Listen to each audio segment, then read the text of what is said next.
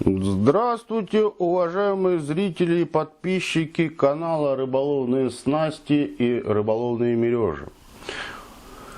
Сегодня мы с вами разберем урок, как делается узел на рамовой сети. Как делается узел.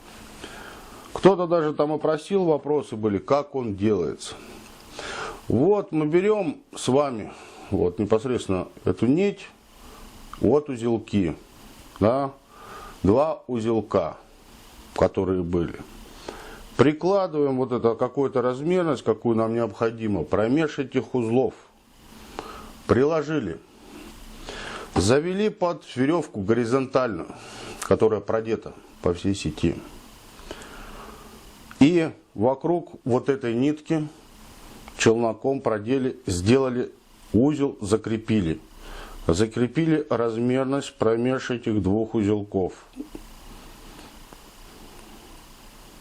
Промеж этих двух закрепили. Вот так, размерность. И вот идут две горизонтальные нитки, они опускаются вниз. Когда мы сделали узел, они опускаются, их видно, ничего даже ловить не надо. Вот они, эти нити. Теперь эти нитки мы с вами, да, вот они, из-под низу я покажу. Держим вокруг двух и под одну вот сюда. Раз.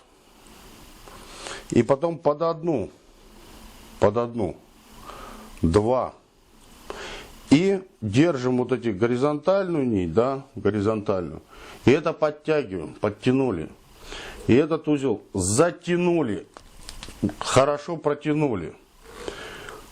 Этот узел уже на рамовой сети, он никуда не будет ездить.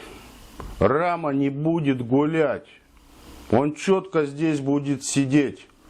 Полотно износится, убьется, придет в негодность, а рама будет стоять, как и стояла. Она никуда не сдвинется. Узел не развяжется. Он получается немножко грубоватый,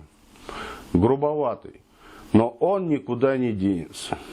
На любых других сетях вы можете подергать вот эти боковые, да, в одну сторону, подергать в другую, допустим, на рынке, да, и посмотрите, потом потрогаете этот узел, и он поедет или влево, или вправо, он поедет. Этот узел никуда не поедет. Он будет четко держать раму.